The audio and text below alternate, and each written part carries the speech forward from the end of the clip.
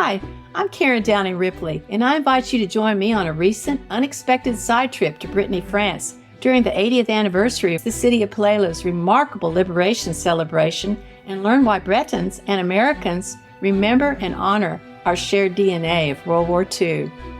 A last-minute decision to deliver my father's World War II documents to the city of Plélo, France, opened me up to an amazing experience that has truly changed my life. I ask that you join me so that you too can know and appreciate how we Americans are respected and revered because our ancestors fought to liberate the town of Plélo in August 1944. As the Little Ship West Country 2024 cruise sailed past English ports that I had visited as a child, I remembered that even then I had longed to return to the sea. The wind in my face, the smell of the sea air, and the sound of the waves breaking against the hull stimulated childhood memories of how I was first drawn to the sea. It all began with my first sail across the Atlantic on the Queen Mary. It was the longest crossing in her history due to a perfect storm and a rogue wave that nearly capsized her. She lost her conning tower and one of her stacks, and the engineers had frantically pumped the water out from her bilge to right us. Before the wave hit, I had been catching my crayons on the cabin floor. I caught them as they rolled side to side, when suddenly the ship lurched to one side and stayed tilted, so that my crayons never returned. Sirens suddenly went off, and the steward frantically knocked on our cabin door. The lights flickered in the hallways as he hurried up to us, and up we went, up the narrow metal stairs to the deck.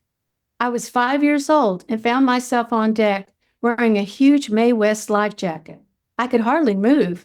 I watched the lifeboat swing in the davits as the ship lurched in the eerie pea-green light that lit up the loud crashing waves below. My mother was holding onto my hand. She was a young woman from the Ohio River Valley who had never been further away from her home than the hills of West Virginia. My mom was terrified, and she looked down at me and said, "Hold my hand, Karen Beth. If we go down together." I remember thinking, what a strange thing that was to tell a little girl. She didn't scare me. I was excited by the waves, the sirens, the wind, and the sea. That excitement for the sea has never changed for me. I hear her calling me now. My mother was very frightened by everything. My fearlessness exasperated her, and she would tell me, "You are just like your father." I soon learned this wasn't a compliment, even if he was a war hero. I guess that thrill-seeking, risk-taking nature that I inherited from Daddy was activated by the storm, because right then and there, I claimed that part of my DNA. No wonder during the little ship cruise, I kept looking across the English Channel.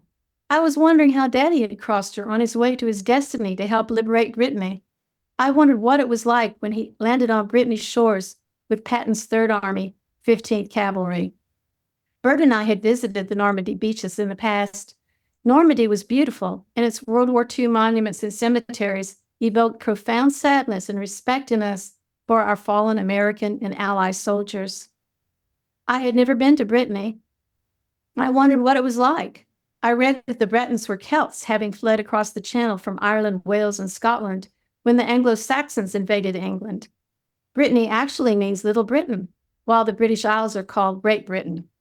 After 500 years of independence, France claimed Brittany as their own, much to the chagrin of the Bretons, who, to this day, cherish and protect their distinct customs and character. The more I became curious about Brittany, the more I wished we had more time to take our tour of Europe and still have time to visit Plélo, where Dad had helped liberate its people. After bidding adieu to our new English cruise friends, we headed for a week's glorious visit in Penzance, with a dear friend who pampered us with English roasts and wine. Once sated, we were good to go again. Be sure to join me for the next episode of You Were There, Karen Beth. Learn how my stroll down England's memory lane brought up unexpected memories of childhood joy and trauma. I remembered how these experiences had made me long for my real father. I began putting the pieces of my past together, only to realize that World War II was a major character. As I looked across the Channel towards Brittany, I became more curious at what I would find in my father's past as a liberator of Plélo, France.